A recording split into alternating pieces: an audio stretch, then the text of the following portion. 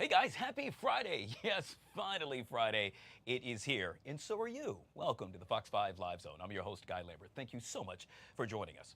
Coming up on the show today, it's the story that just won't go away. Jeffrey Epstein. Now it appears President Trump will do an about-face and release additional information. We'll break it down for you. Hey, it's that time of the year again. Yes, we're talking football in a major way. In this case, training camp. The Commanders. Can you believe it? It's here. Rookie training camp begins this weekend. We'll get you a preview. And dare I say, it's the age that, oh my gosh, Gen Zers say you are officially old. Can't wait to chat about that. All that and more coming up on the show today. But first, you know how we start the show off. Let's talk weather, shall we? Taylor Grinda joining us right here on the Live Zone on a Feel Good Friday. Good to see you, Taylor. Good to see you, too. I mean, I'm in my 30s, and I feel like I'm officially old by Gen Z standards. I'll give you a hint. It's a number in the 30s. Oh, goodness. Okay, well, then I'm officially old. Yeah, you and me both. And so is this weather, right? I mean, yeah, I'm over it. So over it. So over this high humidity, and it's not going anywhere anytime soon, really. So right now, we're going to be in the 80s for the next couple of hours, and we're going to be dry for a couple of hours, but we could see maybe a couple of pop-up showers and storms here shortly. So just something to keep in the back of your mind, especially over central Virginia, areas south and west of D.C. will have a better chance to pick up on the rainfall for today. We can thank that front that's kind of stalled just south of D.C. for today. That will keep us unsettled. Here's how the rest of today into tomorrow kind of shapes up. We'll take you into the next couple of hours. Here's some pop-up showers and storms by 3:30, 4, 5 o'clock. So I don't think it's going to be overdone. Maybe a 40% chance of this happening. Just keep in mind anything that does pop up will have the potential to produce some heavy downpours. We'll kind of rinse and repeat all over again tomorrow. If anything, there's a slightly better chance to pick up on some showers and storms as we kick off the weekend by tomorrow afternoon. So just have a backup plan just in case if you have outdoor plans. Do want to break down the excessive rainfall risk, something we have been talking about all week long. The bullseye's kind of shifted each and every day. Here's where it's sitting for now over areas of Virginia. Some heavy downpours, flash flooding possible for the area in the red zone right there. So we'll keep you updated on that throughout the rest of today. 87 degrees for the high temperature. It'll feel like the 90s though, just because we have that high humidity. Not quite as hot as yesterday, but it's still going to be uncomfortable. Tomorrow, same kind of deal. It will be warm. It will be humid with a chance for those pop-up storms by the afternoon. 7-day forecast. Sunday does look to be a little bit drier. By Monday and Tuesday, guess what? We'll finally see a drop in the humidity, something that we really don't get this time of year, but we're going to get it for those 2 days. So a great stretch of weather for Monday and Tuesday to get outside and enjoy it. Absolutely love it. By the way, my new best friend, air conditioning. Yeah, I'm with you. Taylor Grinda with all things weather right here on the Live Zone. Guys, if you haven't already done so yet, make sure you download the Fox Local app. That way you can take that hot, humid, sticky forecast with you any and everywhere you go. By the way, if you happen to be watching us on our YouTube page, yes, Fox 5 DC YouTube page, we encourage you to get involved, chit-chat. Well, you see it right there on the screen, and that way you can hop on and take part as well. All right, Janae Addison joining us for a little tennis talk. Before we get to that, Janae, it's really interesting. So funny. We just started doing this whole chit-chat thing, and we encourage folks, because we were talking about being old. I'm one of the old guys, and so I'm still trying to figure out, we got to actually get the other folks that are watching involved. And so when you saw that, you're like, oh my gosh, that's just so cool. Yeah, I think it's so awesome to be interactive and things. And, not everyone has a TV, so but everyone has a computer, right? There you go. So, yeah. All right. See, I told you we're cool. Because Janae said so. Hey, speaking of cool, we're talking about tennis in a major way. It is truly a time to be excited right here in the nation's capital. Yes, tennis fans smiling from ear to ear. You see it right there. But, have you heard? I should say, oh yes, in this case, Venus Williams making her return, Janae. Yeah, this is her first official match in more than a year, so a pretty big deal. In a recent statement, she spoke about her excitement to return to the game and her love for the district, saying, quote, "There's something truly special about DC, the energy, the fans, the history. This city has always shown me so much love, and I can't wait to compete there again." Yeah, so I'm looking at my stats here. It says, I cannot believe she's 45 years old. Is that old she is? No, I can't believe that either. Wow, that is amazing. Yeah, wow, really does not crack. Okay. So, I have been several times. I didn't get a chance to go last year, but I went the year prior to that. And one of the cool things that I was blessed enough to be a part of happened to be, I think it's called the Taste of Tennis. And it's where they fly in all these amazing chefs that represent, let's say, the country and or the area some of the tennis players happen to hail from. an experience unlike any other. What was one of your favorite dishes that you had? Oh gosh, it was some type of melon that was mixed with a pasta. It was Oh. truly out of this world. Yeah, that it was sounds great. really And then you good. can't forget about the drinks as well. And Oh, so, yes, I'm so excited. I'm going for the first time this year, and I cannot wait. Well, let us know how Venus looks, and truly jelly, as the young kids say, that I can't be there as well. Janae Addison with coverage of what's to come this upcoming weekend. All right, guys, let's get serious. Switching gears to politics, a Fox 5 News alert. President Trump has ordered the release of the documents related to the Jeffrey Epstein case. Attorney General Pam Bondi following that order and says she's ready for the Justice Department to unseal grand jury transcripts today. The uproar stems from the DOJ's memo claiming there's no evidence Epstein kept an incriminating list of rich and powerful clients. Some Democrats have joined MAGA members on the Hill calling for more transparency. Joining us now to discuss this and so much more is Mr. Dante Mills, attorney and political strategist back here on the Live Zone. Happy Friday to you, Dante. Happy Friday to you, Guy. Happy to be here. All right, this is a big story, and I got to tell you, it is a whirlwind. A lot changing since I stood right here 24 hours ago. As you know, President Trump now asking the Attorney General Pam Bondi to unseal pertinent testimony related to accused sex trafficker Jeffrey Epstein. This, yet again, a complete turnaround from what the president said yesterday. What's going on here?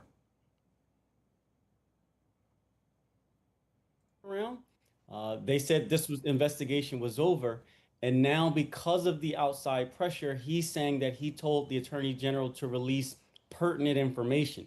We don't know what pertinent means. Pertinent to what?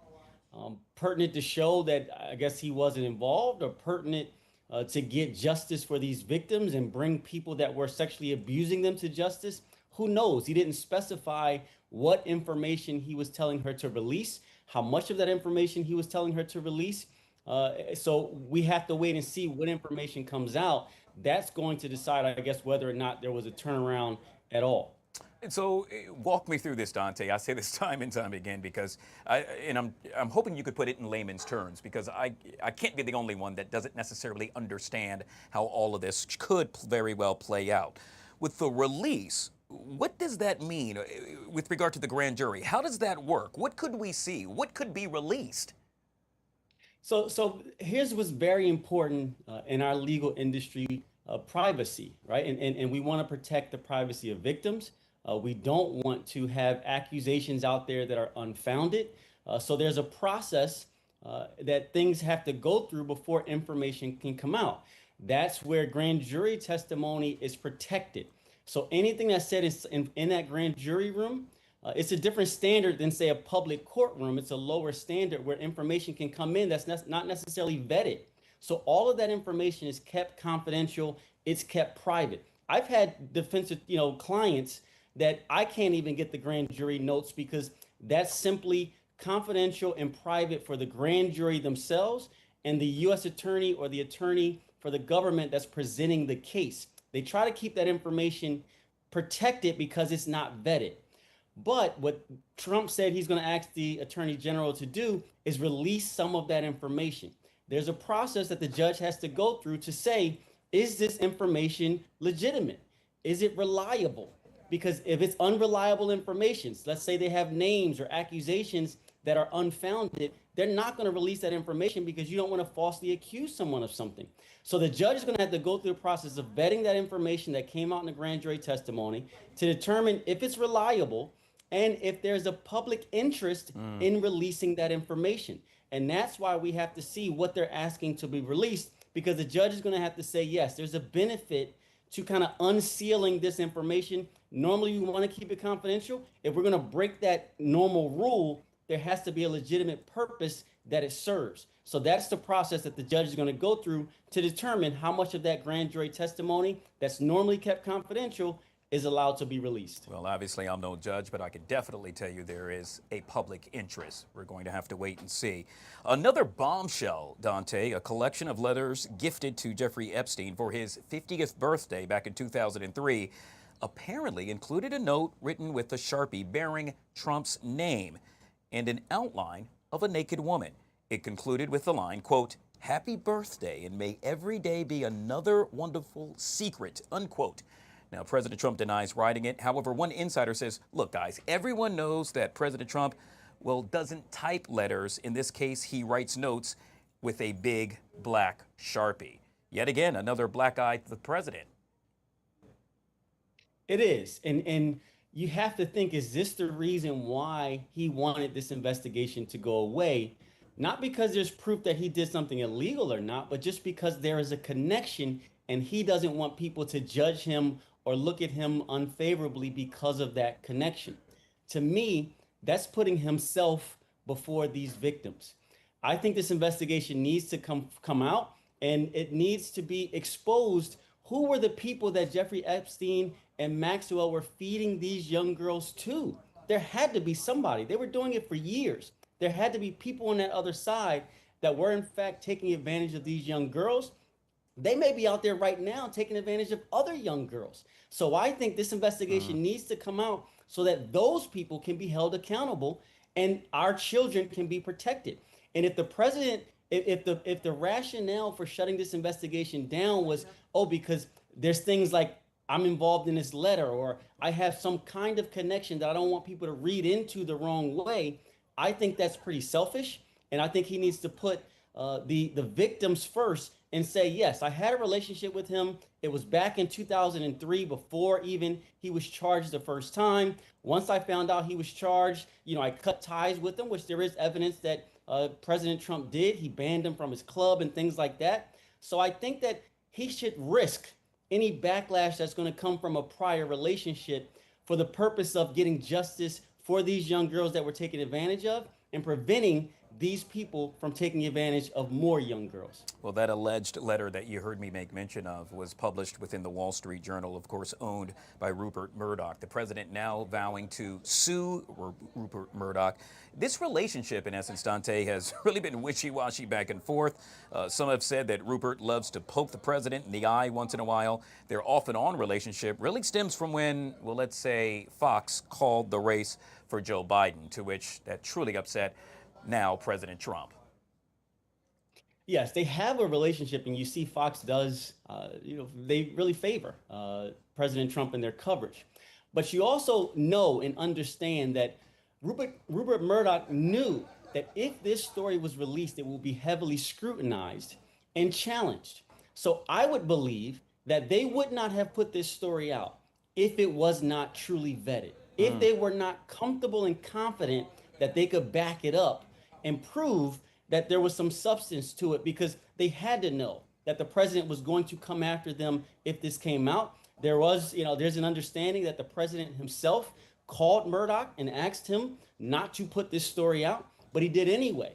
So that would lead me to believe that he was sure in his sources for this and confident that he could prove the validity and reliability of this story.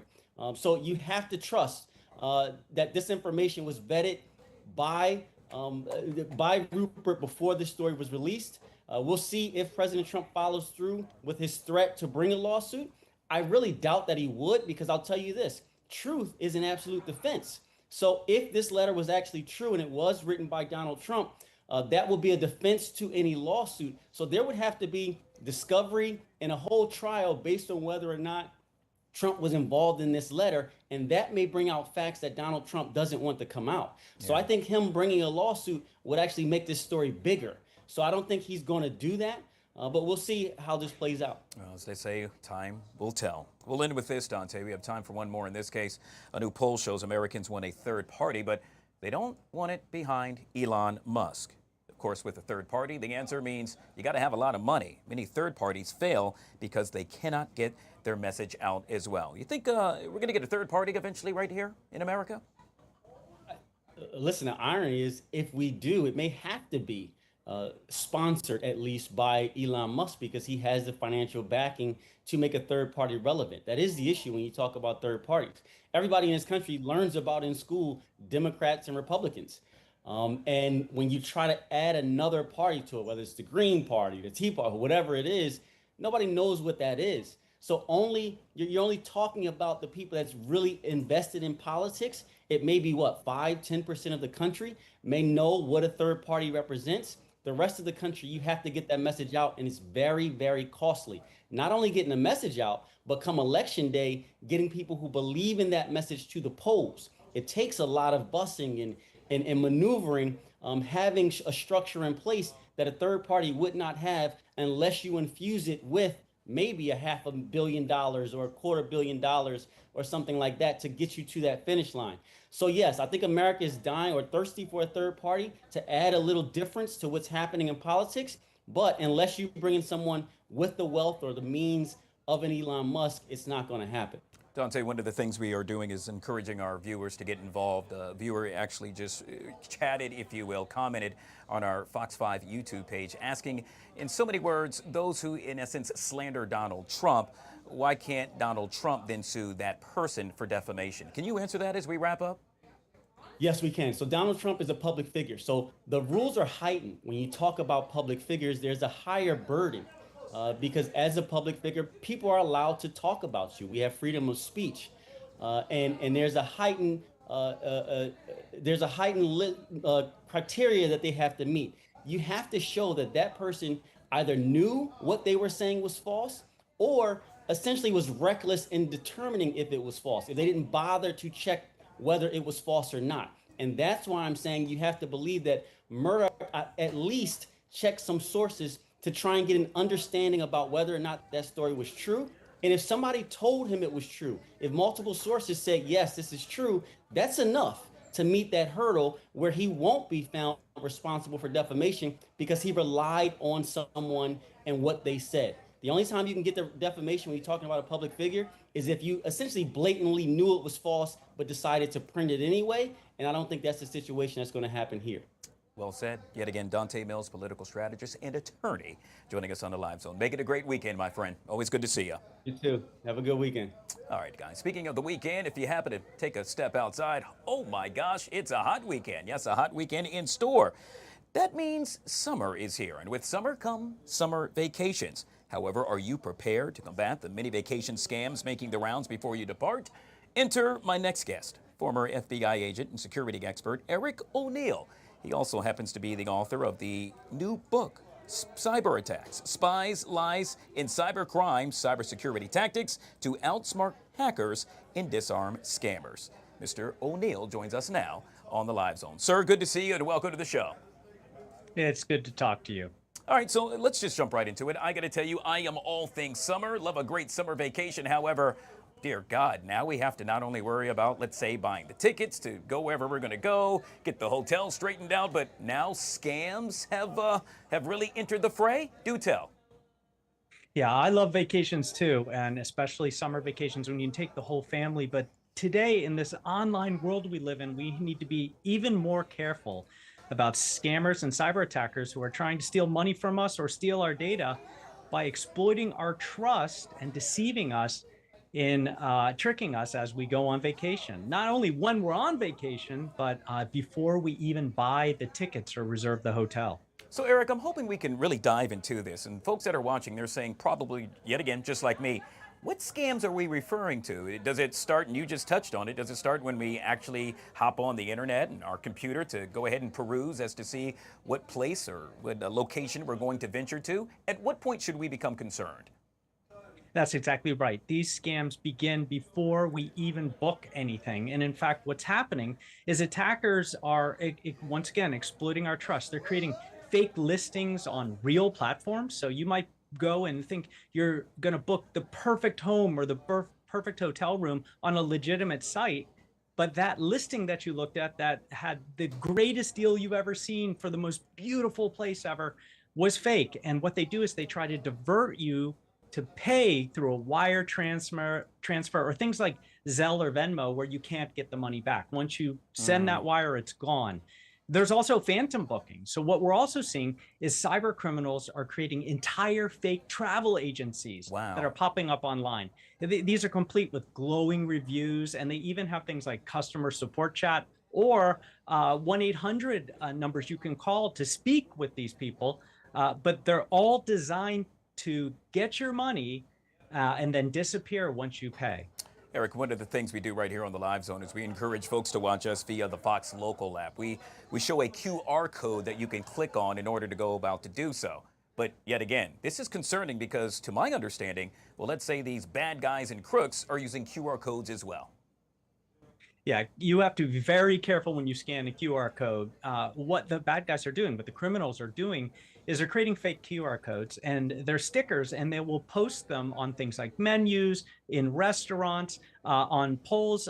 They're also using them online and in legitimate looking websites to get you to scan. And what can happen when you scan that QR code is it can take you to a website that will then scan your system and find a way to exploit it, otherwise known as hack you. They can even take control of your phone if you scan these things and then go onto these websites and download certain applications that you don't want. So be really careful when you're looking at QR codes, even if it's in the gas station. And look, one thing that we always have to think about is if something is too good to be true, it probably is. Yeah. All right. We'll end with this, and that is I grew up in a time where my grandmother would always say, Guy, when you venture out of the house, make sure you have cash. Well, fast forward to 2025, and cash, at least for me to carry around, has become null and void. Should I carry cash when I travel or vacation, or should I just stick to my credit card? Yeah, Guy, that is a great question. When we're traveling, look, cash is still king, but don't carry a lot of it. If you have a lot of cash on you, it can make you a target, especially if criminals figure this out. You are much better off using a credit card. Credit cards have fraud alerts, fraud detection, and if you are defrauded, you can get your money back.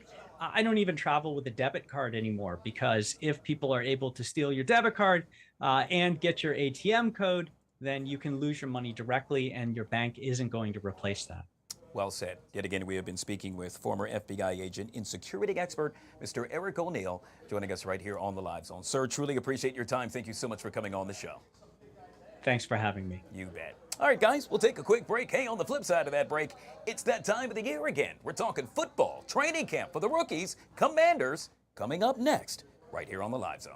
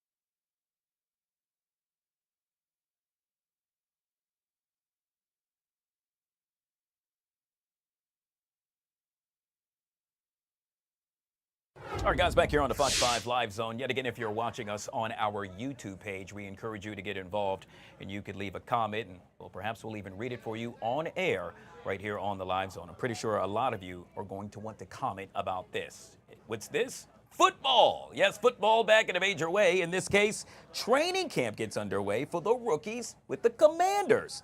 The vets, they're going to show up on Tuesday. So what's to be expected this year, especially after being that the Commanders were just one win away from going to the big game? Let's just say expectations are somewhat high. Joining us to discuss this and so much more is Kelsey Nicole Nelson, sports analyst right here on the Live Zone. Good to see you, my friend, and welcome to the show. Thank you, guys. I'm excited to be here. Like you said, football is getting closer and closer. One of the best times of the year here in Washington, D.C. Yeah, you can see I'm all smiles. I just get giddy during this time of the year, and I think a lot of folks are going to be giddy as well, especially after what happened last year. So you heard me touch on it. So expectations are real high, are they not? You teed me up so perfectly, Guy. You know, being from the area, I actually even used to work for the Commanders football team. We're coming off the best season that the Commanders have had in 33 years. That's exactly how long I've been alive, Guy. I just turned 33 yesterday. So when you think about that, 12-5 season, an NFC championship game, Commanders just falling short of the Super Bowl last season, led by a rookie. It's exciting. You know, you're seeing JD5 jerseys everywhere. You're seeing a FedEx field full of actually Commanders fans, Guy Lambert, and not opposing fans. Ticket prices going up. I mean, it's truly the place to be. More primetime games for this team. So also the National Football League realizing the value of this team, and the Commanders truly being one of the hottest teams talked about right now. I mean, just recently we saw Jaden Daniels marked as the 5th best quarterback from league execs and scouts, Guy Lambert. I mean, coming off his rookie season behind guys like Joe Burrow, right? Lamar Jackson right over next door in Baltimore. Patrick Mahomes, y'all. Like this is the company that Jaden Daniels is keeping. So all that to say, you know, I think the Commanders, paranoia is real right now, and everybody is going to want to be at Commanders games this season, hoping that they can build off and hopefully maybe even talking about Lombardi here in Washington, D.C. It's hard to believe that Jaden Daniels was a rookie just last year. This time last year, he was showing up to training camp like the rookies are showing up today. And so with that being said, any rookie in particular that you're really going to keep a close eye on during training camp? Yeah, you know, there's a lot of eyes right now on Trey Amos. You know, we know the secondary was something that Washington needed to fix, right? Because if you can't have a good secondary, it's going to be hard to actually get to the Super Bowl, right? You got to protect there. So I think he's going to be somebody that there's a lot of eyes on, and there's a lot of questions about him finally being signed, but happy to report that Washington has finally signed all their 2025 NFL draft picks, which is super exciting. Some of the process taking a little bit longer this season than before for teams. But all that to say, I think he's going to have a lot of eyes on, but I have to be honest, as we look forward to next week, Guy, there's going to be the veterans that I think a lot of people have eyes on. Obviously, Deebo Samuel, as we look ahead, you know, and how he can connect with Jaden Daniels, right? We know that he can be a top receiver. Obviously, all this talk with Terry McLaurin happening right now, too, makes more eyes on Deebo. But if Jaden Daniels is able to connect with him, that's going to be strong. Luke McCaffrey is another name, so not a rookie, right? But going into his second season here in Washington. We know he was a little bit valuable with the kick return game, but will he be able to be more valuable with this offense? He's going to have to compete against guys like rookie Jalen Lane, and then Noah Brown is another name, right? So the wide receiver room is actually what I'm really excited about to watch. Yeah. Another guy I'm just really looking out for next week is going to be Marshawn Lattimore. Can he stay healthy? I go on New Orleans radio a lot. They rave about him so much, Guy, but we haven't got to see his full talent here in Washington, right? So I think that's going to be another name that a lot of fans are just expecting more from, because he was such a highly touted guy when he was traded here to the Washington Commanders. Yeah, to your point, forget what you did last year. Show me right now. And I mean now. Yeah. That's all we care about. Hey, you touched on this. And speaking of now, a lot of eyes are trying to figure out what's going on now with Terry McLaurin. I mean, he's yet to sign, if you will, or show up, I should say. And so many folks are saying, hey, well, Commanders, perhaps you should really recognize what you got there and pay the man. Oh my gosh, right. I mean, Terry McLaurin, obviously, I'd say one of the most beloved Commanders, right? And I mean, you know, been here since the beginning. He's had multiple over 1,000-yard seasons here in Washington. Mr. Reliable, really, when you think about it. He's been here through the good and the bad of Washington. And really, honestly, Terry is not really a guy I don't think many people have got to see the side from. You know, he talked to reporters the other day for about 30 minutes, and he talked about just being really kind of frustrated and disappointed. This is a team he loves. He talked about, you know, living here in the area. He got married recently. You know, him and his wife have made this area home, and he really does want to stay here. But the contract talks, at the end of the day, money is always going to be the motive. Let's just be real with it. And we see guys getting signed for more and more money. TJ Watt just got signed for a record deal, right, in Pittsburgh.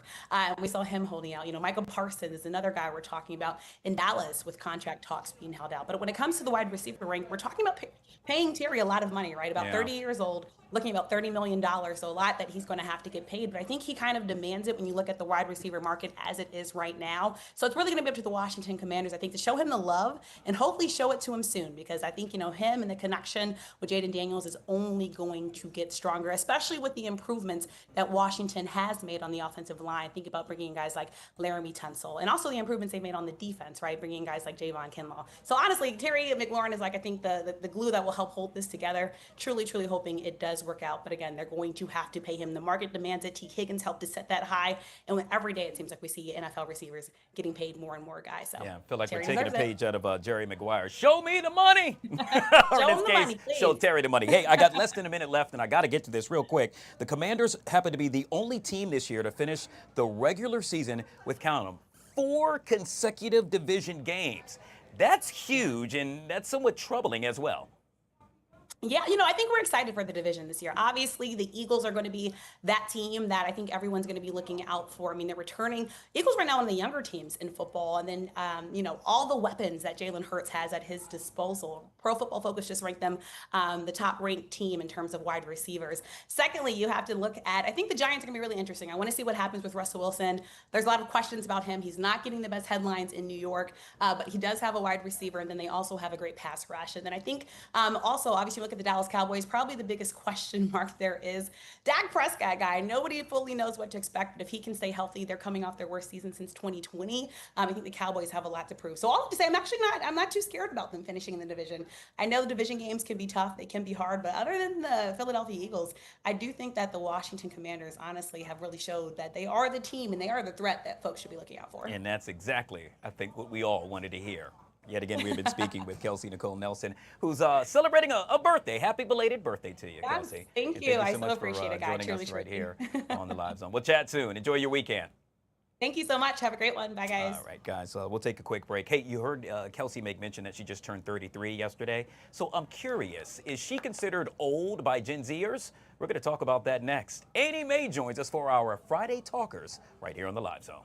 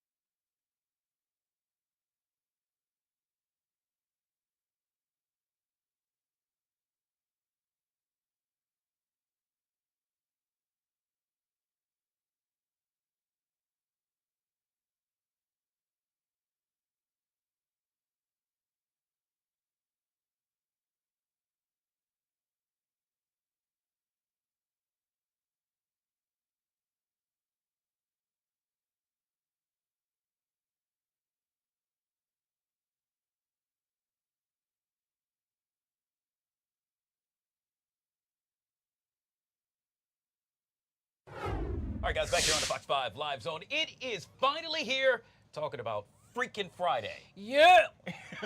Annie Mae joining us. Don't ask me about Hump Day Wednesday with the oomph. Ask me about that on Friday, right when I'm like an hour away from freedom. That's what you need to ask me. I'm loving the energy, and Right? you're bringing it in a major way as we do what is known as our Friday Talkers with Annie Mae.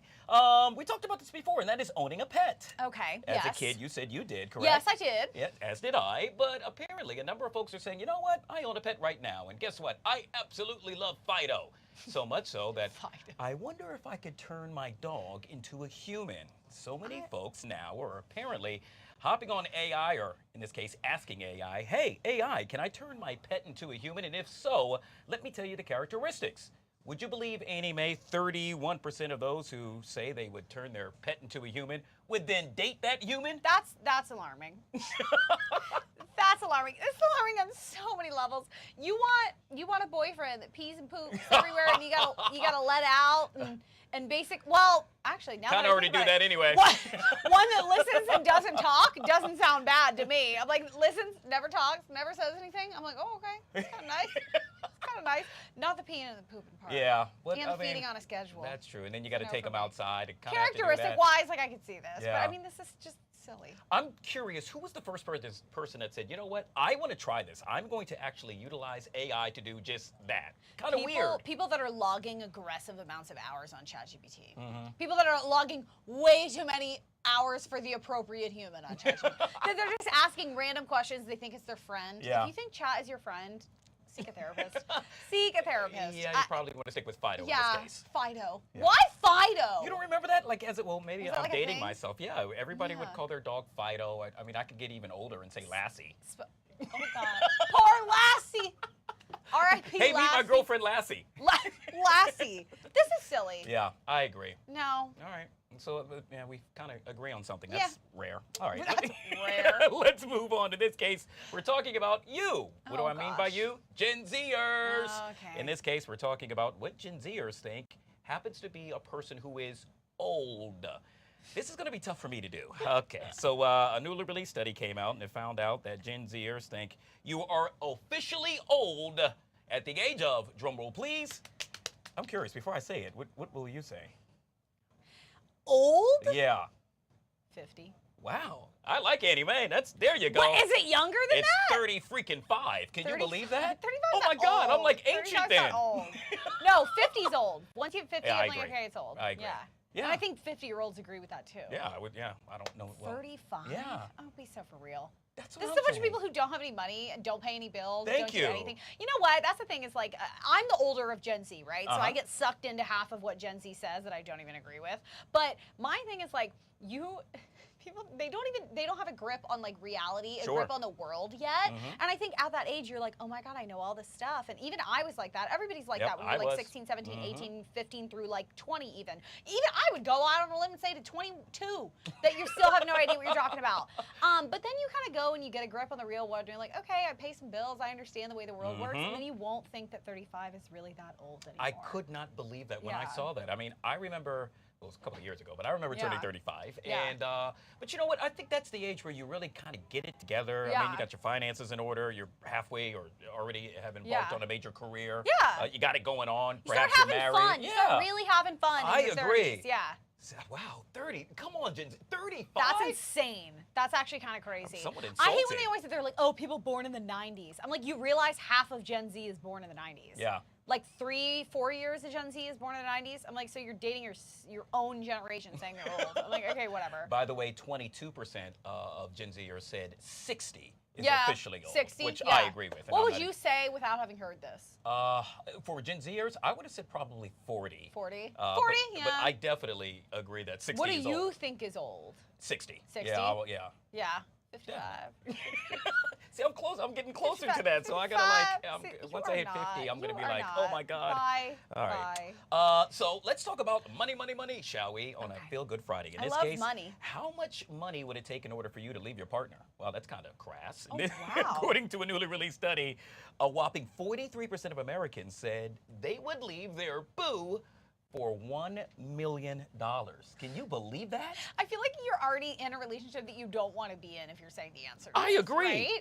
Wow. There's no amount of money that I would leave somebody that I want to get married to. Exactly. In life. Like, there's just literally no amount of money that I would do that. But I also like work a job. I make money. I Sure. make good money. So I'm like kind of chilling in that department. Yeah.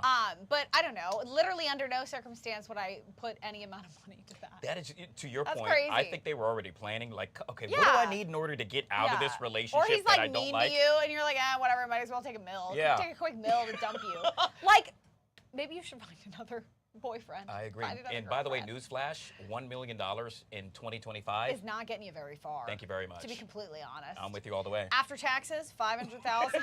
What we're talking realistically? Yeah. After 500, after taxes, 500. Okay, congrats. You can afford a townhome in Virginia there you that go. was built in the 80s. There you go. And it's already $800,000. And Welcome so to you're the DC area. Yeah, like seriously, that's what it is these days. It's interesting you brought up homes because 57% of those who said if they immediately found wealth, that's the first thing they would buy. That Buy a would be a home. home. I would too. Yeah. I think the first thing, because I have a car, I have everything paid for, I'm not in any debt. I think the first thing I would do is probably buy a home. Okay. It depends if you're staying in the area. Yeah. These days, people can't even afford a home. I agree with you. It's really an issue that needs to be addressed. Adulting stinks, guys. I know, it in a does major way. stink. But It's payday though, so. she does it. Well, that means coffee's on you. Thanks. Oh, it is? It's just my payday. Apparently it's not Guy's payday. The way my bank account's set up, that's not going to work. Yeah. Annie Mae joining us for all things Friday Talkers right here on the Live Zone. Have a great weekend, Annie All Mae. right, you too. We'll take a quick break and be right back.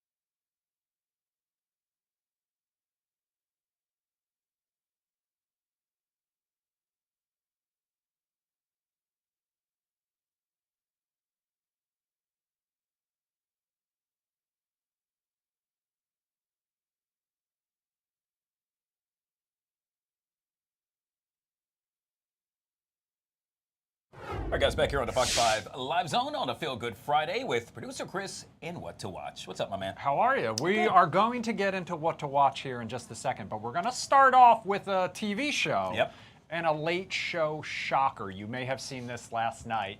CBS has officially canceled The Late Show with Stephen Colbert. Stephen Colbert himself made the announcement at the top of his show last night. It's going to end in May of 2026, so 10 months left. He will continue to broadcast. They are not replacing him. Wow. They were key in explaining that in their statement. Not replacing him, they are ending the franchise entirely. So, like I said, Colbert made the announcement last night. He has hosted, I was actually shocked to realize this. He has already hosted for 10 years. Wow. Took over from David Letterman back in 2015. So the big question a lot of people had was why? In a statement from Paramount Global, which is the company that owns CBS, its parent company, they said it was a purely financial decision. They said it's a challenging backdrop for late night programming right now. They had already canceled the show that comes on after James Corden left, The Late Late Show. They ended that. They tried something new with comedian Taylor Tomlinson. She left that. They ended that as well. They say it is not related to the show's performance. They say it's not related to the show's content, and they said it does not have anything to do with, quote, other matters happening at Paramount. So, what other matters happening at Paramount? So, days earlier, Paramount agreed to settle a lawsuit with President Donald Trump for $16 million. This all had to do with a 60-minute interview involving former Democratic candidate Kamala Harris. So Paramount is currently trying to merge. It is currently trying to be taken over by Skydance Media. That merger, that sale, needs Trump administration regulatory approval. So critics saw this move and that settlement as sort of a concession to President Donald Trump and the Trump administration. Colbert himself has openly criticized the decision to settle that lawsuit. President Donald Trump, no love lost for Stephen Colbert. He actually celebrated this decision this morning in a Truth Social post. He wrote, "I absolutely love that Colbert got fired. Wow. His talent was, even less than his ratings. I hear Jimmy Kimmel is next, has even less talent than Colbert. Greg Gutfeld, Fox News, is a better than all of them combined, including, sorry, Jimmy Fallon, the moron on NBC who ruined the once great Tonight Show." Surprising about that is, of all of the late night hosts, Jimmy Fallon is the least political.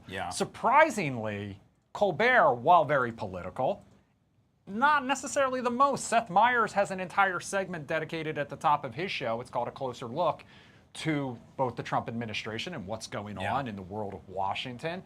John Oliver, obviously his show is very political, and Jimmy Kimmel has gotten much more political very much so, as he's gone along, and he is also very openly a Democrat. So a lot going on. So the big question is, obviously late night ratings are down. They have been for a long time. Part of the reason why, though, is because you can watch so many of the highlights on social media the next day. Saturday Night Live going through a very similar thing, but also as comedy has gotten more political, it's turned people off too. So I have a lot of questions.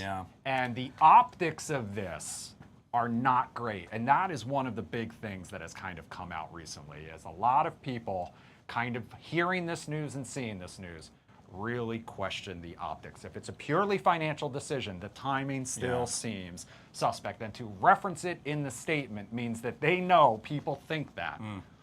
So we'll have to wait and see what happens. But these last 10 months, I will just say, Conan O'Brien obviously went through a very similar situation with The Tonight Show, NBC, his exit. He went to TBS. He had a talk show for another decade.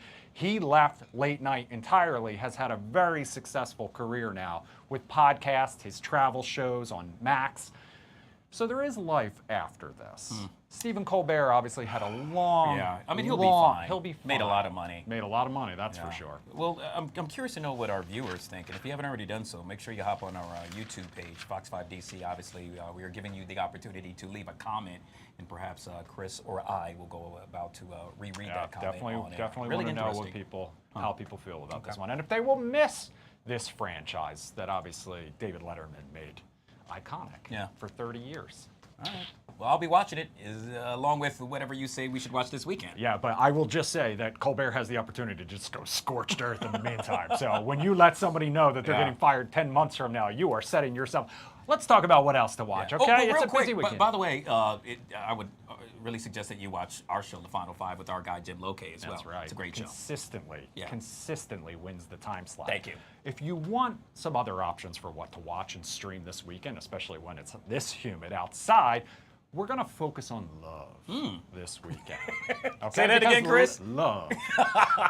Love Island, USA. It was, I mean, it felt like everywhere you looked, it was all over social media. It was all everyone was talking about, partially because there were 35 episodes to watch in this one season. Now, though, if you're a fan and you want more drama, we've got Love Island Beyond the Villa. This is a spin-off. It's on Peacock. You can check it out. Week-to-week drop. This follows the cast after the show ends, kind of their new life as celebrities, I'm putting that in air quotes, and their time in LA. Now, what you need to know going into this is that the season of Love Island USA that just wrapped is season 7. This show follows the cast of season 6. Got it. So it's the previous season's cast. which means if it's successful and people like it, season 7, which just wrapped, they'll probably get their own next season right after season 8 of Love Island. It just never ends, man. It's kind of smart because a lot of people do wonder what happens to these reality shows. Yeah. Okay. You know, I'm curious all the time about what's going on in the lives of former Love is Blind contestants. In fact, I know that 2 of the Minnesota castmates who did not match in the pod are now dating. That's a different story for another day. We're sticking with the theme of love, let's talk about some kings looking for their queen now, because King's Court is also now streaming on Peacock. This follows 3 male celebrities looking for the one amongst a group of 21 women.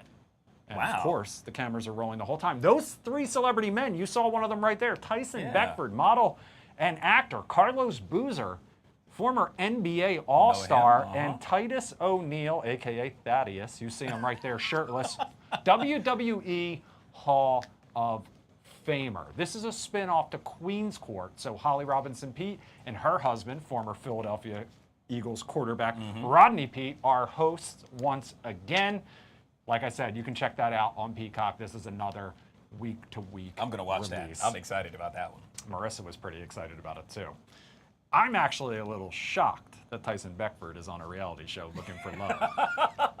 Didn't really think he would have much trouble, if I'm being honest with you. What did they say in Coming to America with regard to his roots or royal oath or what was it? I forget the saying, but in any case. That's where those YouTube comments come in. Let us know. Yeah, let us know. Hop on the YouTube. Speaking of love, let's talk about a love triangle now, because we have the 3rd and final season of The Summer I Turned Pretty. This is on Prime Video. The first 2 episodes are out now.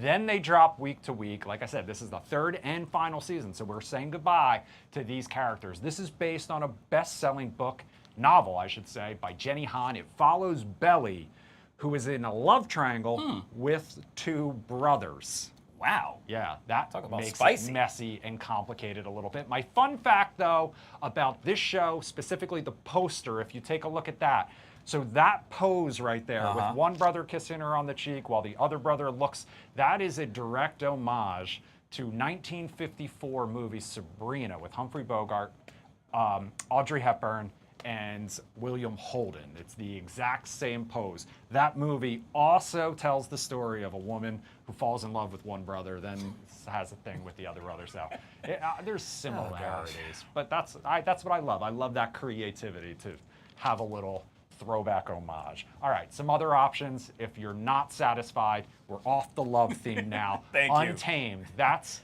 on Netflix. This is Eric Bana. He plays a federal investigator who gets wrapped up in a mystery. A woman found dead in Yellowstone. Is it an accident? Is it foul play? Kevin had an interview with him earlier this week. You can check that out on our website, fox5dc.com. If you're a Star Trek fan, we've got season 3 of the spinoff Strange New Worlds. That's streaming on Paramount Plus. If you're a music fan, Max, HBO Max as it's known these days, has the new 2-part documentary series called Billy Joel and So It Goes. This looks at the life of the Piano Man. And then finally, for fans of the documentary, specifically Trainwreck, also Marissa Mitchell, she loves this series that Netflix is doing. The latest chapter in this installment is about the Balloon Boy. Do you remember that? I do. Like 10 years ago now or more. It's probably more. I think I was working in Charlottesville at that point, and that's going back to like 2006, 2007. This is a little kid. It was a hoax. It ended up being a hoax. His parents claimed that he had gotten swept away in this balloon. It was live coverage. You couldn't turn it on the TV and not see Balloon Boy headlines. It wasn't real. He was just hiding, and they gave themselves away by accident in a live TV interview. So this is the whole story behind that. You can check it out on Netflix. If you have finished Poop Cruise, which is another Trainwreck story. Sorry, folks, but that's what it's called. I don't make it up. We go from love to poop. That's right. And some would say that they go hand in hand. Sometimes. Producer Chris with What to Watch right here in the Live Zone. Truly appreciate you, my friend. Thank you. We'll take a quick break. We'll be right back.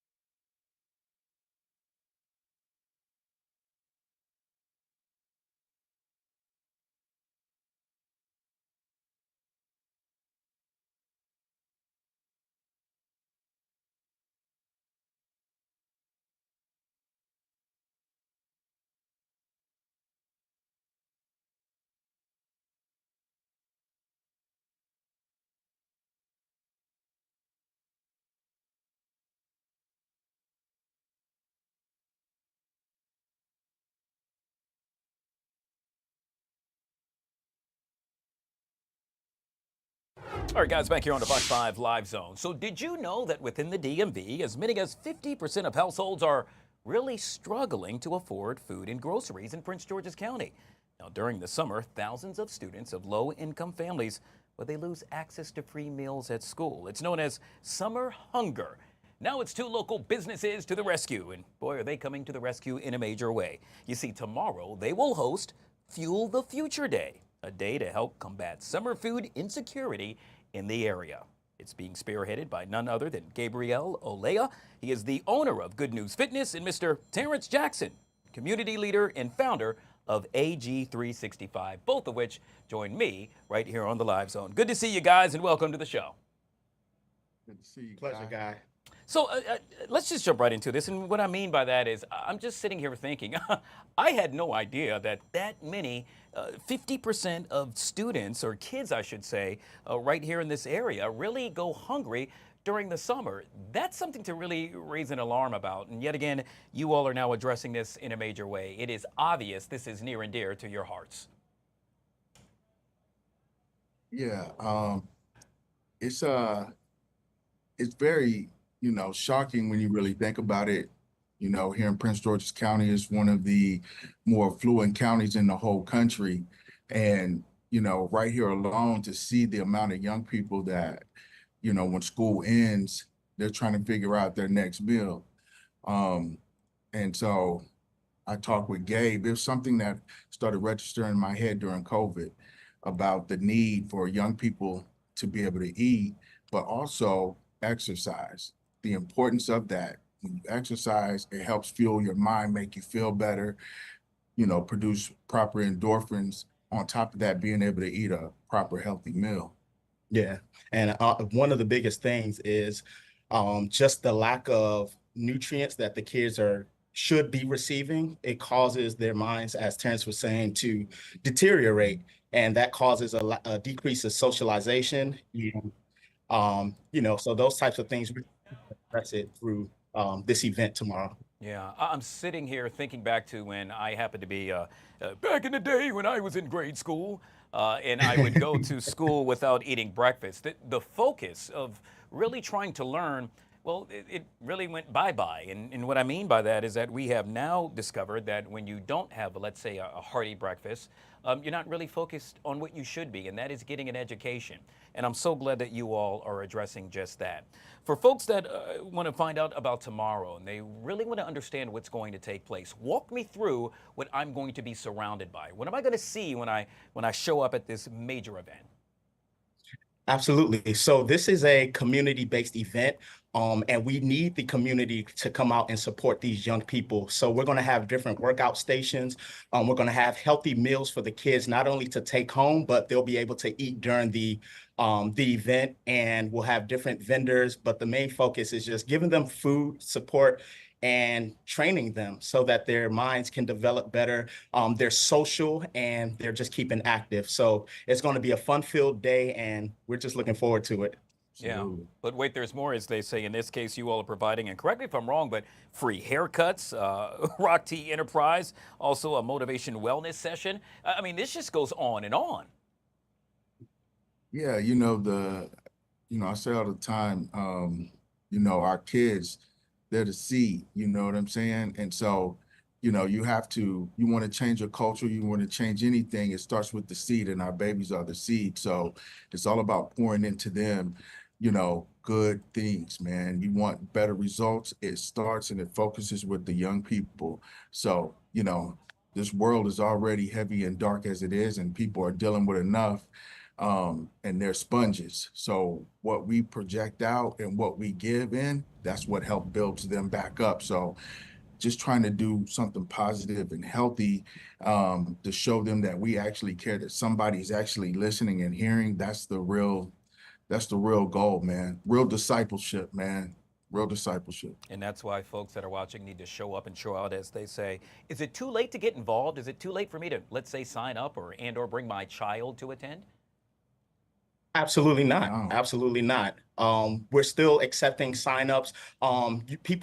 You all don't have to sign up, but people can also just come through. We encourage signups just because we try to keep track of just how much food we will need. But just come through, pull up to Good News Fitness in Upper Marlboro, Maryland. We also have the Eventbrite link on our Instagram, Good News Fitness. And yeah, so it's not too late. Please come. Yet again, it's Fuel the Future Day taking place from 10 a.m. until 2 p.m. at Good News Fitness, 15201 Marlboro Pike, of course, in the heart of Upper Marlboro. We have been speaking with Gabrielle and Terrence, both of which are kind enough to join us right here on the LZ. Guys, thank you so much for giving back in a major way. You're truly making a difference. Thank you, Thank you, Guy. Guy. No doubt. All right, guys, we'll take a quick break and we'll be right back.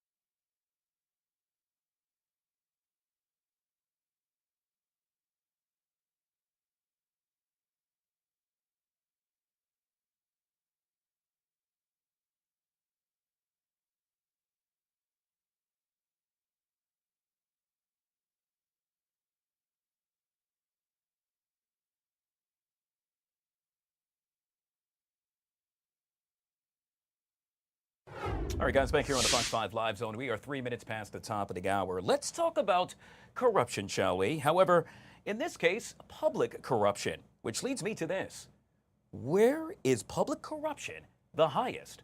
Probably makes you think twice. In this case, it happens to go to none other than the nation's capital. Yes, right here in Washington, D.C.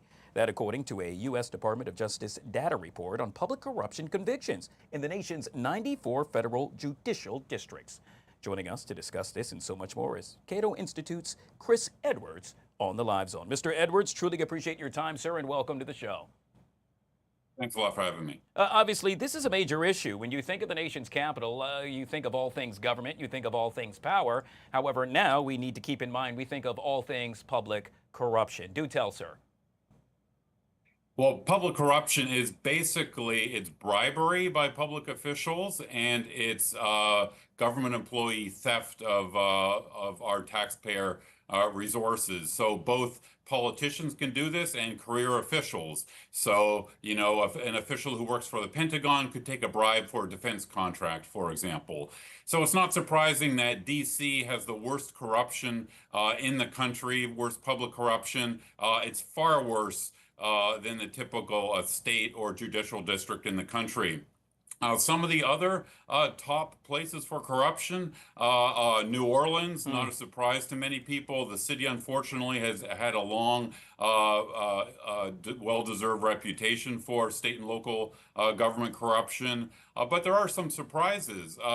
The Caribbean islands, the Virgin Islands, as well as Puerto Rico have had long had corruption problems, and they top the list of the most corrupt places. And also states that have Native American tribal reservations such as Montana, South Dakota, and Oklahoma. Unfortunately, they're at the top of the corruption list as well because there's long been governance problems on native reservations. It's no secret, but generally, larger governments with more spending and regulations really create more opportunities for bribery and embezzlement. With that being said, I guess that's why the nation's capital took the numero uno spot. That's right. So at the federal government, we're talking about things like, as I mentioned, Pentagon employees taking bribes for defense contract. But at the state, the local government area, such as the city councils, city councilors in many cities across the country, they'll take bribes for, building permits and zoning exceptions and local government grants and tax breaks and that sort of stuff. So we have a problem at all three levels of government. I think one good bit of news from the Department of Justice statistics is that the difference between the most corrupt places in America, such as New Orleans, and the least corrupt places like New Hampshire are gigantic. The corruption levels in the worst places like New Orleans are around 10 times or more worse than in places like New Hampshire. So I think that there's an opportunity here for some of these places that have long suffered from corruption to learn lessons. What is it that New Hampshire does right that keeps these politicians and government employees from taking bribes and from stealing taxpayer resources? So I think that's the good news here, is thinking about what we can do about this for solutions. Yeah, providing a solution, as you stated, to really make sure that we we put an end to this. We'll end with this, sir, and that is, I'm curious, with regard to the report and or the data that happened to be released, did it say anything or entail about what the response is, let's say, of the average American to corruption, to bribery? Do we know how, let's say, folks here in Washington, D.C. feel about it versus the folks that live in New Orleans? That's a very good question. I think that there is, some of the academic studies show that there are cultural differences between different states and regions. And unfortunately, places like New Orleans and maybe Chicago that have, had corruption a long time, people sort of get used to it and sort of assume that politics always works this way. I wish people wouldn't think that way. I think we can have cleaner government. Places like Oregon and Utah, New Hampshire have much cleaner government. And I think we can all learn from taking a look at those jurisdictions. Well said. Yet again, we have been speaking with Cato Institute's Chris Edwards, joining us on the Live Zone. Truly appreciate your time, sir. Thank you so much for coming on. Thanks a lot. You bet. All right, guys, we'll take a quick break and we'll be right back.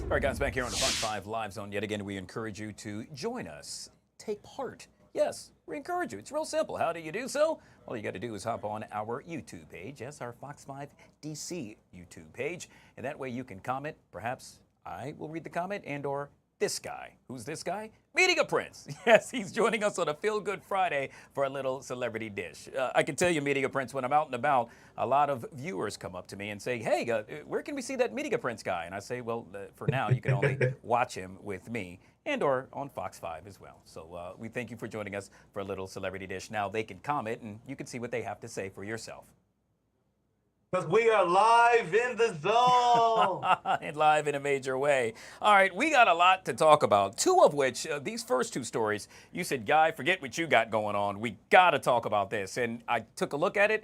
I think you're daggone right. In this case, we're going to kick it off with none other than Nicki Minaj's feud with SZA. Now, I touched on this earlier this week right here on the Live Zone during a version of Celebrity Dish, but apparently it's gotten a lot worse. Now we know that, well, the FBI, CIA, perhaps even a member of Congress involved. What the heck is going on, Media Prince? It's just going, at this point, it's just going straight to hell. It started off with just a feud between Nicki Minaj and the TDE manager Punch, which it sizzled into Scissor, and it's now went into a member of the TDE crew. I think his name is Mac Wap. He was on stream. You know, streaming is the new thing. He made a stream and he said, gave a warning to Nicki not to control herself before she end up in a blender. Now, for her, she took that as a threat and immediately began to adding the FBI and the CIA, and a congresswoman replied and says they're going to get right on it. They're going to look into these harassment details, and it's just getting really sticky. She's also been going back and forth with Rock Nation, as we know, and the CEO, Desiree Perez, and that has all just trickled down into how she wants to snitch and tell on and take down TDE, Rock Nation, and Jay-Z, and she says she is ready to snitch like the Rock Nation CEO, if anytime you need her to tell on those three people. So Nicki Minaj is out for blood when it comes to TDE, Rock Nation, and Jay-Z. Oh, gosh. So the problem with this, and I'm going to date myself here discussing this, but this takes me back to the whole, let's say, Biggie, Tupac thing. And what happens with this is that you'll have, let's say, fans, what do they call them, Barbie fans of Nicki Minaj, and whatever the fans are called for Barbs, whatever it is, for SZA, they will then, let's say, join those artists and then combat one another. Elementary, come on, guys, or in this case, gals, can't we act like adults? And we're in the era where stan culture is at its highest. So everyone is trying to outstand another stan culture. So they just go crazy. They make memes, they attack, they make bot farms. So it trickles down to beyond the artist until it becomes a bunch of strangers just fighting each other on the internet. Luckily, this hasn't ended up like a Tupac Biggie situation where it was taken too far. Right now, it's just on the internet. But again, the Barbs are crazy, SZA's fans are crazy, TDE fans are crazy, Beyonce fans are crazy. Everyone's just crazy. So I just get my journalistic notes, and I get off because I don't want to accidentally be caught up in the crossfire of any Barb attack because it's nasty work. Well, one thing we need to make sure then, Media Prince, I don't necessarily think I heard you say Taylor Swift fans happen to be crazy as well. So if you're going to put them all together. Well, look, I didn't want to just keep, I didn't want to keep going. With the Swifties, we already know the Swifties, what they can do. I was just letting them sit home and take a nap right now. All right, equal opportunity for everybody on this show. That's what we do. Hey, let's move on. In this case, a really interesting story. Travel and Leisure World's Best Summit. Apparently, Tracy Ellis Ross surprised attendees by revealing her ultra-minimalist travel approach. I got to tell you, I'm looking at it, but I think you could perhaps describe it a lot better than I could.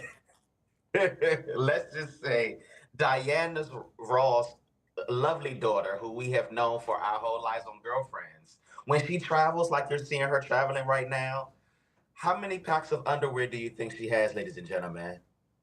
2. She only has 2. If she stands somewhere for a month or traveling for a weekend, she only has 2 underwear. And if you guys are even wondering more, well, how does she clean these? She takes it back to the hood, guys. She washes them in the sink with shower gel. Now, when I saw this, I said, what in the broke is this? She doesn't even get the 5-star hotels with the washer and dryer. So it's just nice to know that at the same time of her being rich and fabulous, she can still get in the trenches with us and watch her draws and hang. I wonder does she hang them up to dry too, like, or does she sit them on the windowsill? But yes, ladies and gentlemen, if you want to travel like Tracy Ellis Walls, which she says helps her in her barrage of how she travels, to in underwear is the way to go. Absolutely not happening, and don't expect me to do that anytime in the near future. Look, I get it though. To your point, to know that she is Diana Ross's daughter, so at no point were they, let's say, scraping the scraping the barrel, if you will, and they've probably always lived in the lap of luxury. So it's kind of cool for her, to see that she's doing this. But come on, I mean, you travel for a month and only bring 2 pair? What if you're busy for 2 days in a row? I mean, and then what, you dry them with a blow dryer? And who is squeezing in that hour to rewash them for you? And if you know, the shower gel at hotels is not the best soap ever. So I'm just like, yeah. And there's no fabric softener. So are we saying that Tracy Ellis Walls is walking around in YSL with dingy dried underwear? That's a different.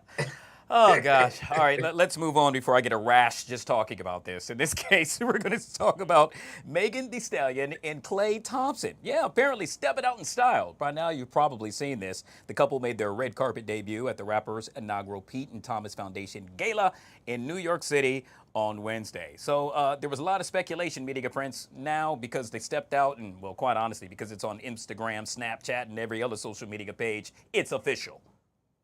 Ooh, well, we just call her now. She's deemed the female rap Lori Harvey. We're just seeing how long Klay will be in the picture, because one thing about Megan Thee Stallion, if you don't meet her criteria, she is up and on to the next, because this year started with her with the other Trey guy. I think he was also an athlete. So we're just seeing what happens with Klay Thompson. He looks good for the moment. We don't know what his time limit is with the Megan Thee Stallion, but we'll enjoy it while we have it. Right now, they're a beautiful couple. I loved how they came out on the red carpet debut, but we'll see what goes with this relationship, because Megan Thee Stallion keeps a fella in rotation. Yeah, it's so interesting you touch on that. I saw a comment that she made mention of yesterday, stating that she has never dated a guy this nice before. When I saw that, I thought to myself, uh-oh, she likes bad boys. We'll see how long that lasts. We'll see how long this lasts, because the ladies say they want a good guy until they realize the good guy is a little boring. So it's like, do you want the boring good guys, or do you want the bad boys? Let us know, ladies, because you're just wasting our times out here. Hey, we got time for one more. In this case, Usher adding a new title to his list of accolades. The star is the newest face for Ralph Lauren fragrances. The partnership marks the first time the music icon has really fronted a fragrance campaign. Are you liking this, Media Prince? Wow, are you serious? This is the first time in all his epic years of being Usher? Wow. I think this is dope. I think it makes sense. Usher has been, let's just say, he has a very editorial presence that's made for in front of editorial pieces. So a campaign for cologne would be genius. And Ralph Lauren at that. So I know the check is fizzity fat. So congratulations to Usher. Yeah, perhaps one day we can both follow suit, and hey, maybe we can even be the front man for a fragrance ourselves, Media Prince. If so, who would you like to select? Let's see. I would look good in front of a YSL cologne. Okay. I had a favorite cologne, guys, but in this era of time of what the foolery is happening with this guy, I can't really say out loud what my favorite cologne is, but we'll just say YSL for right now. All right, and I won't ask if it involves baby oil. I'll just leave it alone. Media Prince joining us for a little celebrity dish right here on the Live Zone. Always good to see you, my friend. Make it a great weekend. It's always good to be seen. We're live in the zone, and we will see you next week. All right, guys. Hey, we're going to take a quick break. On the flip side of that break, we're talking AI, but not AI just in general. Apparently, it could cause us to go extinct. You'll find out about that next, right here on the Live Zone.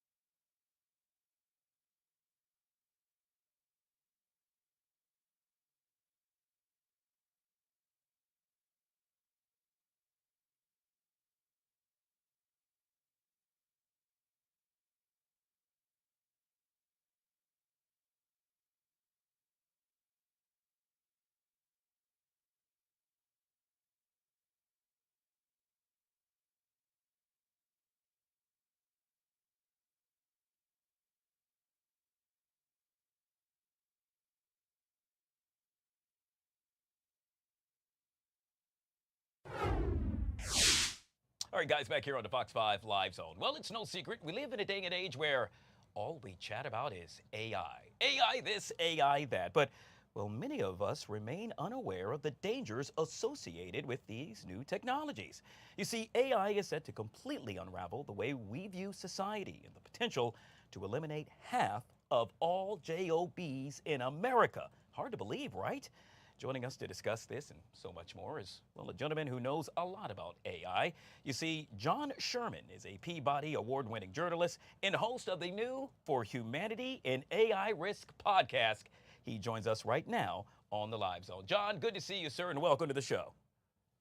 Thanks so much for having me, Guy. Really thrilled to be here. John, you have made it your life's mission, if you will, to really, let's say, expose the AI risk. And in all fairness, I got to ask, what did AI do to you, sir? It's a great question. Nothing really. I love AI. I use AI all the time in my work, personally and professionally. You know, I'm a dad. I'm a small business owner, and I'm just really concerned for my kids' future, your kids' future, the future of all life on Earth, really. You know, there's really three things that people need to realize when they're thinking about AI risk, right? There's, of course, the deep fakes and the job loss and all of that stuff is very real. But the three most important things that people need to know, number one, the AI companies, the CEOs openly admit, and the leading outside experts agree, the technology they're building has the future potential in the near term to cause human extinction, right? Wow. That means kill all of us. The second thing you need to know is they openly admit they do not know how to control this technology and they don't even understand how it works. And the third thing is they're spending all their time and money making it stronger, not safer. So I'm just a dad, former journalist who went out and started a podcast because I'm really concerned about our future. All right, John, it appears as both you and I happen to be in the same age group, if you will. And so with that, I'm pretty sure you were just as familiar as I am with none other, and I think you already know what I'm going to say, Terminator. This is a script made for a movie right out of the Terminator. We saw that happen there, and, well, in this case, it's come to fruition. I mean, I often say to myself, if this was a movie and we were at this point in the movie, everyone would be like, whoa, you got to stop. It's obvious what's going to happen next, right? I mean, the Terminator was something that was done a long time ago about a future that is almost closer to real than not, right? So we're building these AI models, these alien intelligences. We're also building robots at the same time. And the plan is literally to put the alien intelligence into the robot. So, I mean, you know, I don't want to sound like an extremist or anything, but that's literally what they're saying is they're going to take this intelligence that they can't control and don't understand how it works and put it in this robot that'll be walking around. Yeah, and let me tell you, Arnold Schwarzenegger will not be the star in this real-life movie. John, as I sit here, I'm pretty sure a lot of my viewers, because I'm saying it to myself, okay, I've used AI. For example, I've used it to prepare for an interview. I said, let's say we're talking about tires. I asked AI, hey, give me 5 questions I should ask my guests about tires. How in the heck do we go from that to the potential for AI to, well, in essence, kill us all? Great question. It's called loss of control. And the idea is that currently AI is not as smart as a human, but soon at some near point in the future, it will be and then smarter than a human. And if you have an intelligence that is smarter than you, you have a really hard time remaining in control. For example, let's just take humans and ants, right? When we want to build a highway, we don't ask the ants where we put the highway. We just put the highway on top of the ants.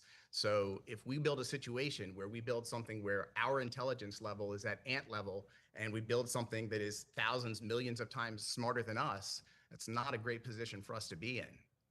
John, a recent study from the Brookings Institute rated the D.C. region highly in a survey of metro areas for AI readiness. Now, that's a good thing, I would assume, but yet again, this is something from a, let's say, a national standpoint we should still be concerned about. Absolutely. Guy, it is insane that there is more regulation on your haircut, on the sandwich I'll eat for lunch, than there is on the most dangerous technology ever created. It is absolute insanity. So the things we need are domestic regulation, right? There are literally like no laws about this currently, domestic regulation. And we need an international treaty with China so that we can get this international arms race to a global suicide called off. All right. So as a result, I got to tell you, if I'm not the first, I will be one of the first to sign up now to make sure I listen to your podcast. It is entitled "For Humanity in AI Risk" podcast. You have an amazing lineup, sir. I got a chance to take a look at it, and for the, let's say, the inaugural lineup, I'm hoping you can elaborate about who some of your guests happen to be. Yeah, absolutely. So I started this podcast, For Humanity, an AI Risk podcast. We just this week converted it to the AI Risk Network. You see it right there. And on there, we're going to have 5 different podcasts. They're all for the general public to help people understand AI extinction risk. So one of them is going to be called Unsafe Mode. It's for parents. Obviously, so much for parents to learn in this time of AI risk. Another one is called Last Laugh. It's just me sitting with stand-up comedians and roasting the madness of this all. There's For Humanity, where I'm interviewing experts and opinion leaders. All kinds of great content in the AI Risk Network. Everyone should go to YouTube, check it out, subscribe. Going to have a lot of great stuff because it is really on us, right? It is on everyday people to learn what AI risk is and demand from our elected leaders that they take action or nothing's going to happen. Well, I got to tell you, because of you, sir, you have now opened my eyes, and yet again, I truly look forward to watching now this latest installation with regard to your podcast. It's entitled "For Humanity in AI Risk" podcast, and we have been speaking with Mr. John Sherman, who yet again opened my eyes. I would assume he's opened yours as well, and kind enough to join us right here on the Live Zone. John, truly appreciate your time, sir. Thanks so much, Guy. You bet. All right, guys, we'll take a quick break. We'll be right back.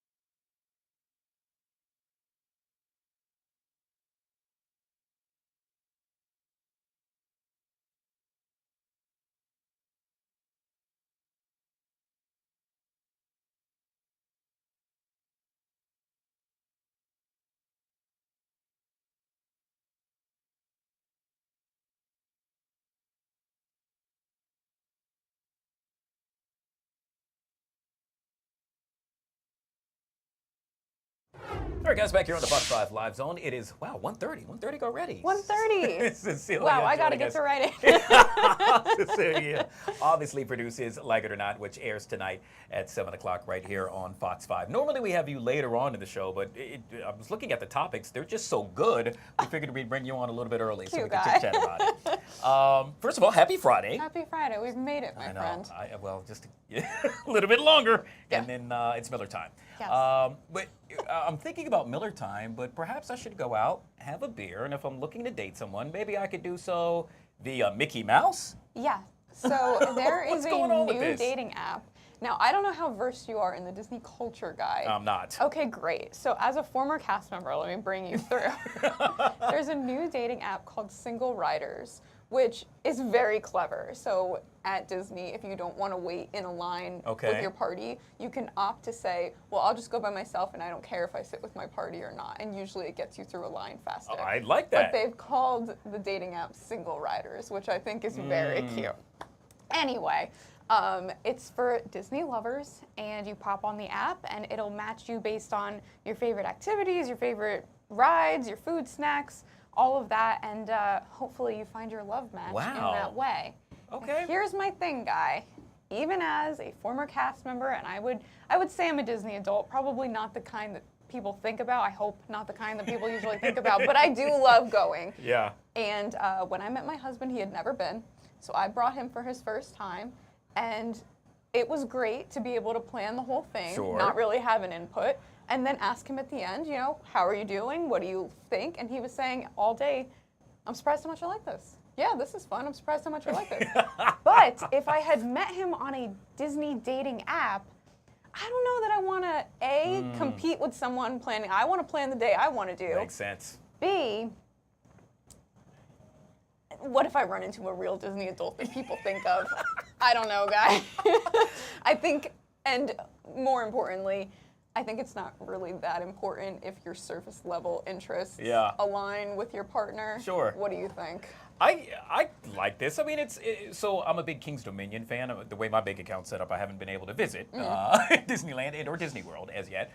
But yeah, I could see that. You know, perhaps living here in the DMV, maybe they should do this kind of like with King's Dominion. You know, I want to get on a ride first or faster, and someone else, and we share the same likes with regard to the rides and or what you can do at King's Dominion. Yeah, I probably would like that person, so I'm all for it. Apparently, it's building lifelong connections. So I just think it's cool that you were his Minnie and he became your Mickey, and now you all are together. And see, if I said that to him, he'd be like, "That's it. We're never going back."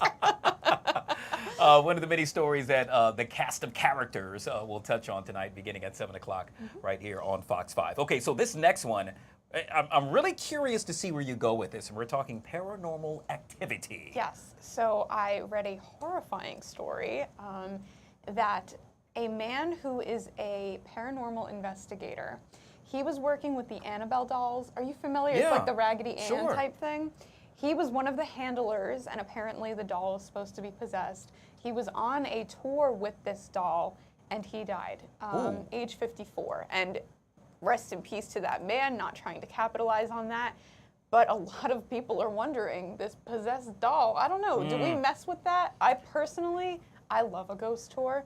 Going back to my husband again, he's like, keep me away from that stuff. So I'm kind of curious if the panel tonight, do we believe in the paranormal activity, or do we say, don't even care, stay away? Absolutely believe in it. First of all, kudos going out to your husband. I knew he happened to be a good guy, even more so now. Don't mess with it. I think back to when I was a kid, 13 years old, and I had never seen The Exorcist. And I've still never seen it. I remember, so back then, you know, it was VHS. I'm dating myself. But my mom went to the store, and I said, you know what? I'm going to sneak the tape, the VHS, and put it in. I put it in. I started watching it, and all of the lights in the house went out. Stop. Is that a real story? True story. Strike me down if I'm lying. At that point, I said, you know what? Never again. And here's the thing. I got caught because all the power went out, and it was stuck in the VCR. So your parents had to get rid of the eject? Yeah. Oh, no. When I was in high school, my teacher told us, so I'm Catholic, so was he, and when he was a kid, The Exorcist came out, and he wanted to see it, but he went to his Sunday school teacher and said, oh, well, it's just a movie, right? There's no such thing as exorcism. And his CCD teacher told him, actually, no, there are records of exorcisms being done. Yep. And he couldn't believe it as a kid. I couldn't believe it as a high schooler, and I'm good. I'm so curious to hear what the cast tonight has to say, which, by the way, happens to consist of... We're going to have Jim, of course. Okay. Kenneth Moten is going to be he's joining. always good. Tony P. on a Friday. Oh, my guy, yeah. And Sunny from WHR. Oh, gosh. That's, they call it Chaos Thursdays. It's going to be a Chaos Friday. Oh, for sure. All right. Make sure you mark your calendar, set your clock, alarm, whatever you need to do. Check it out tonight, beginning at 7 o'clock, right here on Fox 5. And download the Fox Local app. That way you could watch it if you happen to be out and about, let's say, celebrating that Miller with me and trying to get on a dating app. Single riders, baby.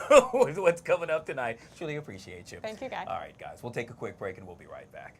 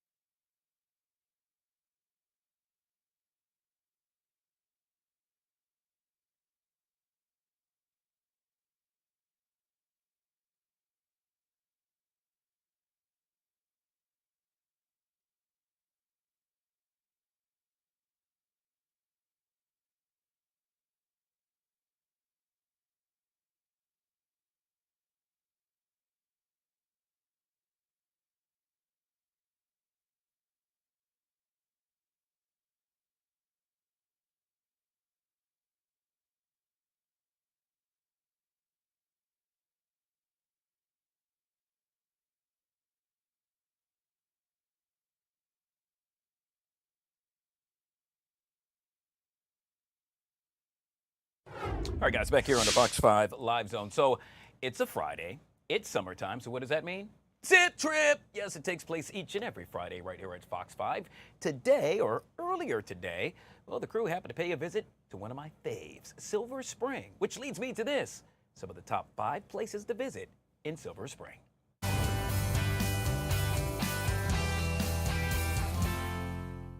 Number 5, Woodside Urban Park. Take your pick of sports at this stop.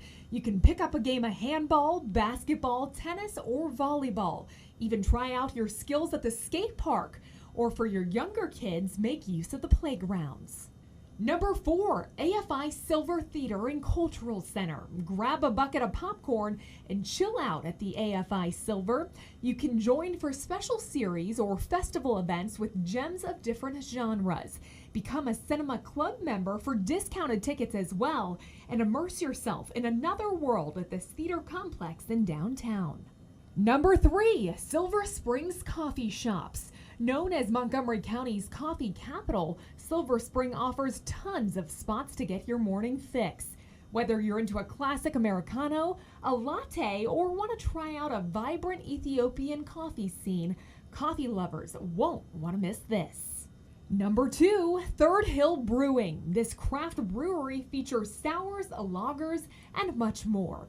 You can visit during the weekday happy hours or for special event nights. Play trivia, do karaoke, or just sit back and sip on your craft brew. This stop is your place to get away for fun. And number 1, Silver Spring Aquatic Center. Don't worry about finding a spot in the water. There's 3 pools here. You can also stay on land with a climbing wall or head out to the rec center for more fitness options. This stop is your best bet to cool off this summer. We love it. By the way, if it happened to be a venue and or a location that you didn't see on that list, our top 5, make sure you hop on our Fox 5 YouTube page and you can leave a comment. Perhaps we'll read it back for your viewers as well. We'll take a quick break and we'll be right back.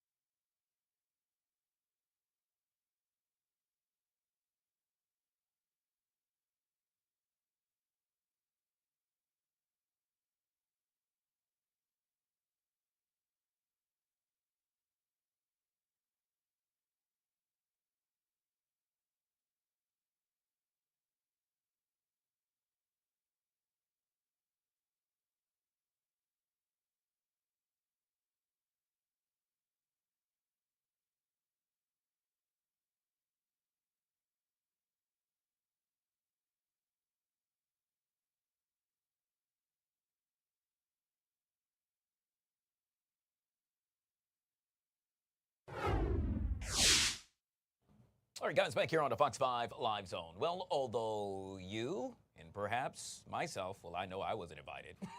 I'm still gushing over Jeff Bezos' wedding. Yes, it made headlines after costing a whopping, count 'em, $50 million. But what's overboard for an average couple? And what cost should you expect to pay from flowers to the venue? Well, that's where my next guest comes into play. I'm pleased to say that we're joined by Mr. Jason Mitchell-Kahn, acclaimed wedding planner who specializes in planning and executive events for non-traditional couples, and author, by the way, of We Do an Exclusive Guide When a Traditional Wedding Won't Cut It. And with that, Jason joins us right here on the Live Zone. Good to see you, my friend, and welcome to the show. Nice to see you. Thanks for having me. All right, Jason, first and foremost, I got to tell you, I'm a little salty. I'm a little upset that I was not invited to Mr. Bezos' wedding, but I guess, hey, you know, I'm kind of busy and perhaps I just missed the invitation. I'm a little curious as to why he didn't send you one either, because you happen to be the guru of all weddings. Well, thank you for acknowledging that, but they did not consult me on the etiquette rules. Well, they missed out. Let's leave it at that. We'll move on to, there's so many things that folks need to look at with regard to the wedding season, which we are full-fledged in the middle, smack dab in the middle of right now. And there are golden rules, if you will, of planning a wedding. And I'm hoping you could share with my audience some of those rules. 100%. The most important thing for any couple to know when planning a wedding is that you're going to get a lot of noise from different people, opinions from friends, family. The couple really needs to determine what their dream wedding is and then stick to that plan, because it really varies from couple to couple. Yeah, but there's also a lot of mistakes folks make as well, and you sort of touched on it, but yet again, it's all about the planning. It's getting ahead of it to make sure, well, issues don't arise. That's correct. And you can't do a wedding without a time or a location. So that's the first step, is finding your venue and the date, and then the project falls in place from there. What's very, very important is that for a couple, that you focus on the big details first, the main vendors that you need to book, from catering to a photographer to entertainment, before you get distracted with all the tiny details such as branded cocktail napkins. Yeah, gosh, you hit the nail right on the head with that one. My nephew is getting married next month, and I'm really excited about it. But I could tell you, having a conversation with him, one of the things that he said is, oh my gosh, Guy, I didn't, or Uncle Guy, I didn't realize that this was going to happen or this would come up. In essence, what I'm getting to is unexpected wedding costs. They're very common, and sometimes they happen, you know, out of our control. I mean, we have dealt with in the past few years seeing rising costs of food and flowers and things like that. So you want to always build in some type of cushion when those things happen that are out of your control. But what is in your control is, as you're going over contracts, to set prices and lock them in with the vendors as you can. So that way there's no surprises when you go to settle the bill at the end. So one of the things that you point out that's so key, and that is create ways to save money. And I'm really curious about this, because I would venture to say that perhaps not only you could do this with just a wedding, but you could utilize this throughout your life. I would think so. I mean, a wedding is a good roadmap for lots of other projects that you might have. There are all sorts of ways you can save money with a wedding. I mean, it is an industry, and you can throw money at anything that you want to go into a wedding. But one place where you can save money is find a venue that you find to be inherently beautiful, that you don't need to spend a ton of money on with decor. Another option, as we move into a greener way of the world, is to forgo stationery altogether and do digital save the dates and digital invitations. It saves you printing and postage. Gosh, excellent information yet again for folks that are embarking on walking down the aisle and saying I do. You heard me make mention of my nephew in one of the other conversations we happen to have. He said, Guy, you know, I'm not going to be able to invite any and everybody, and I talk a lot about it at work. And one of my coworkers approached me and said, hey, I didn't get the invite yet. He said, I didn't really know how to tell him that he wasn't invited. How does one work that out? Well, that's always a tricky situation, but I like to remind couples that you are not obligated to invite people that you work with to your wedding. It's a nice gesture if you actually feel that they're people that you want to be there to share in something that's very personal, but it's important to have the boundaries between personal and professional. And if people can't understand why they're not invited to your wedding, that's another conversation that needs to be had with them. It is not a reason for a couple to say, okay, then we're just going to include them because we don't want to have that conversation. You only want people there that you really want to share in something that is deeply personal. Yeah, yet again, vital information from Mr. Jason Mitchell-Kahn, who, by the way, and I should have said this at the beginning, this is just staggering to me. I mean, quite honestly, forget Jeff Bezos. I mean, you've worked with Beyonce, Madonna, Betty White. I could just go on and on. Is there anything you could share with us with regard to having been in that position that perhaps us regular folk wouldn't know what to do or how we should act? Well, all events, whether they're a party for a celebrity or a wedding, require incredible attention to detail. You want to go one step above triple checking before something happens and make sure you understand everything that you've outlined for the event. You know, the food that is going to be served, the music that is going to be played, the volume that is going to be set at, because inevitably things will happen in those moments that you want to be prepared to deal with in the moment and not feeling like, oh my God, there's 100 other things that I'm still taking care of. So the key is always really detailed planning and organization is the roadmap for success. Yet again, we want to congratulate you on your new book, We Do, an inclusive guide when a traditional wedding won't cut it. Jason, I always ask authors when I get a chance to interview them, what is the chapter that really strikes you the most, the one that hits closest to home for you?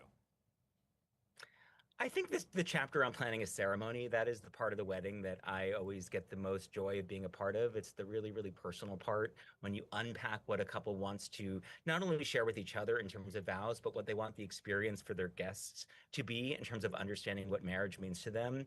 And as a writer, that's always where I feel we have the most leeway to inject ourselves within a ceremony. But to be honest, it's hard to pick a favorite. I like all elements of wedding planning, and each chapter is a different part that are all important to have a successful wedding. Yeah, and when it comes to wedding planning, no one does it better than this guy. Yet again, Jason Mitchell-Kahn, acclaimed wedding planner, and kind enough to join us right here on the Live Zone. I truly appreciate your time. Nice background, by the way, sir. Loving that.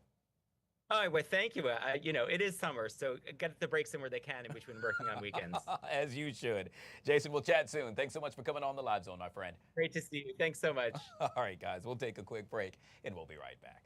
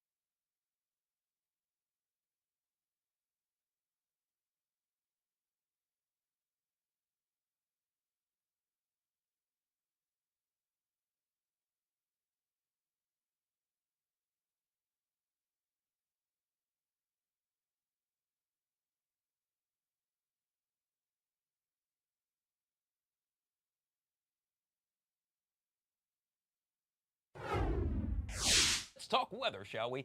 Taylor Grinda joining us right here on the Live Zone on a Feel Good Friday. Good to see you, Taylor. Good to see you too. I mean, I'm in my 30s and I feel like I'm officially old by Gen Z standards. I'll give you a hint. It's a number in the 30s. Oh goodness. Okay, well then I'm officially old. Yeah, you and me both. And so is this weather, right? I mean, yeah, I'm over it. So over it. So over this high humidity, and it's not going anywhere anytime soon, really. So right now we're going to be in the 80s for the next couple of hours, and we're going to be dry for a couple of hours, but we could see maybe a couple couple of pop-up showers and storms here shortly. So just something to keep in the back of your mind, especially over central Virginia, areas south and west of D.C. will have a better chance to pick up on the rainfall for today. We can thank that front that's kind of stalled just south of D.C. for today. That will keep us unsettled. Here's how the rest of today into tomorrow kind of shapes up. We'll take you into the next couple of hours. Here's some pop-up showers and storms by 3:30, 4, 5 o'clock. So I don't think it's going to be overdone. Maybe a 40% chance of this happening. Just keep in mind anything that does pop up will have the potential to produce some heavy downpours. We'll kind of rinse and repeat all over again tomorrow. If anything, there's a slightly better chance to pick up on some showers and storms as we kick off the weekend by tomorrow afternoon. So just have a backup plan just in case if you have outdoor plans. Do want to break down the excessive rainfall risk, something we have been talking about all week long. The bullseye's kind of shifted each and every day. Here's where it's sitting for now over areas of Virginia.